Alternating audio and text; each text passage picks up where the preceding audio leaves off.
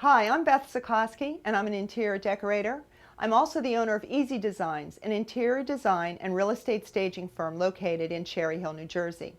Recently, I had the pleasure of being a guest on several creative living shows with Cheryl Borden. Cheryl is the director of TV marketing and also the host of Creative Living, which has been on air since 1976. Creative Living is recorded out of the PBS affiliate KENW located in Portales, New Mexico. During the show, Cheryl and I had the opportunity to talk about great ways to update your home. These inexpensive decorating tips are so easy to incorporate. For example, decluttering your home can make a huge impact in your living space. Look around. Are your bookcases stuffed with magazines and books? Consider this. Remove the magazines and reduce the amount of books in half. Take the remaining books and stack them both vertically and horizontally on all the shelves in your bookshelf. After you've done that, add small pieces of art, decor accents, and photographs, and you'll be surprised how beautiful your space looks. And here's another tip. Are you looking for ways to add pops of color in your living room? Change out your throw pillows and add brightly colored throw pillows with different textures, and you'll be surprised how inviting your sofa is. And finally, don't forget about the greenery. Faux plants look so real today and can add such warmth. Large or small, plants can make a real impact on your living space.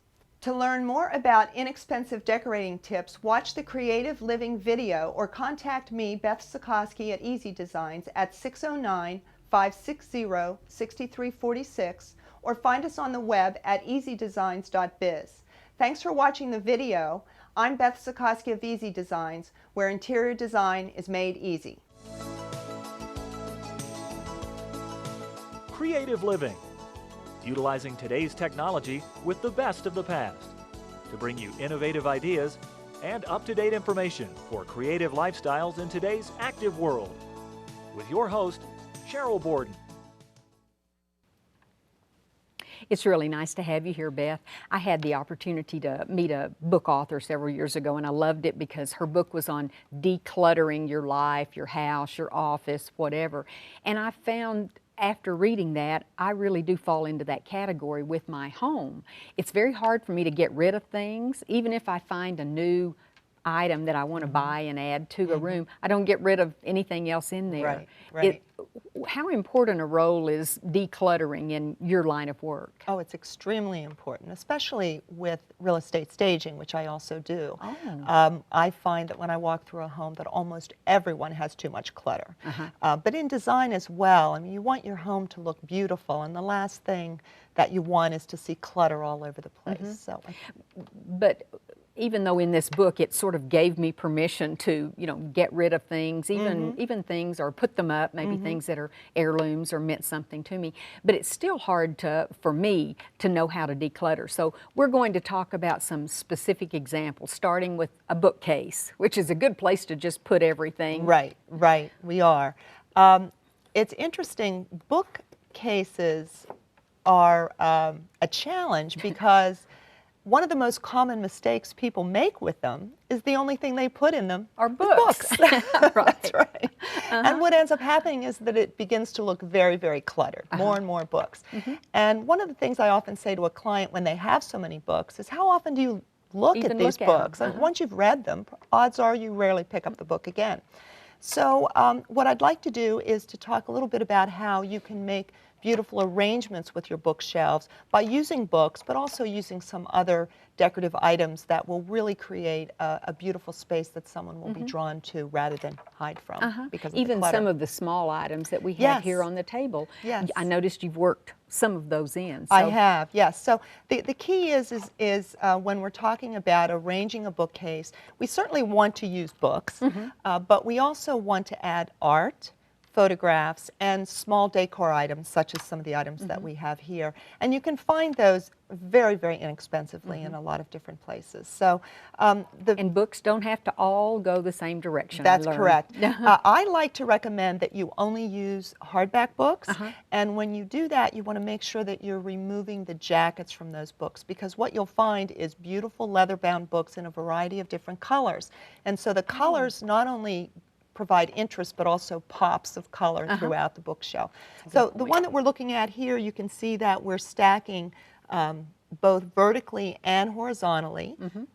And then once we've done that, we're also adding little finials and pieces of art and photographs, and what you've ended up creating is a beautiful little very pretty space. Yep. Okay, and this is the same bookshelf, but we The can see opposite it side, yep. the opposite side, and you can see Yep. in greater detail. That's right. That's right. And there's plenty of little things you can add at no cost. For example, there is a wicker basket sitting right in the middle, used as a bookend, and we purchased that for probably $2 and spray painted it red because there were red accents in the room, and there it is. Yeah. And the next part of a room, and I find this more so now that we have so many electronic gadgets, is the coffee table used to have one nice centerpiece in the middle That's of right. it, and now it has a centerpiece and or maybe two centerpieces, and then every remote control in the house. And coasters, because yeah. So one of the great things to declutter with is what we have here is a faux book. And I'm sure most of you have seen them, but I think they're one of the greatest inventions too. in the last 5 or 6 years. This is a small one, and as you can see, it opens up and has a little compartment. But they come in various sizes, and I think if you were to purchase one that was about twice this size, you could put 2 or 3 remotes and all those coasters, and you'll really declutter your coffee table. Good idea, and they're very attractive, so they could be used in other places as well. Yeah. Put this here. Okay, the old headboard. Now, what's the rule when you walk into a bedroom? The first thing you should see is the bed. It's the focal point of a room, generally, of the bedroom. And I'm surprised how often my clients do not have any headboard at all. So this next set of pictures simply shows a bed that doesn't kind of have... blah when you look very, in there, very isn't blah. it? And give you a couple ideas of how you can create an inexpensive headboard. The first one is using bifold doors with molding around it. We've painted that and very mounted nice. it, and it created a nice cottage look and a very pretty focal point. And the wall's still the same, so it's that contrast with the light against the dark That's right. walls. Really That's does right. make it stand out. Another approach that is relatively inexpensive, particularly if you're handy, is an upholstered headboard. I like that and look. Really all you need are a few 2x4s, some plywood, and a lot of batting, and then whatever fabric you'd like to use. And you put it all together, and you've created a beautiful headboard. And it's a softer look, I think, when Much it's an softer. upholstered. A little more tailored. Oh, this is pretty. Yep, another sample, and then a third sample of an upholstered headboard. Oh, okay. And just the fabric is what really does determine Right. if it's a tailored look or if it's a fluffy frou-frou look, more feminine or more masculine. If you were decorating a child's room, you could use something that's bright and fun. Now, I'm assuming you didn't use this in one of the finished rooms. What does this represent? This is my thrifty find that one of my favorite things to do when I decorate is to find old pieces that we can upcycle, try to refresh, as I like mentioned we were talking before. earlier. Yes. And this particular chair was so comfortable, and but of course it was in great need of reupholstery, and it needed its little arm put back, and it was $35 at a secondhand store. So I like the tufting on the back. That's it's very gorgeous. pretty. It's gorgeous. And here's this our is what it turned final out to be. result. I Yeah, love this. It's gorgeous. We used green floral chintz, and we reupholstered it and added the footstool. And so for the cost of, depending on if you can reupholster or not, for the cost of about $200 to $400, you've got a gorgeous chair. And I have to mention that every family member in this particular household loves Fights this chair. over the chair. Yeah. Okay. So And this is a nice sofa, but it's kind of blah. It is indeed. That's a nice brand new sofa that is really very boring. It has a few pillows on it, and what we'd like to do, again, very inexpensive fix, is to add a lot of pops of color with pillows. Let's just show how And what you've done. Yeah, so We've added a variety of pillows that cost anywhere from $9 to $10 to some custom pillows that were $40 or $50, but the end result creates a beautiful and welcoming sofa. And if you can sew, pillows are the easiest thing to make. They are indeed, yeah. So you can And we really did a few save a those lot of too. money there too. That's right. Now, I thought this looked pretty good until you told me something was missing. It does look very nice, but if you look, it does have a sense that something is missing. It seems to need some height and some warmth, in my opinion.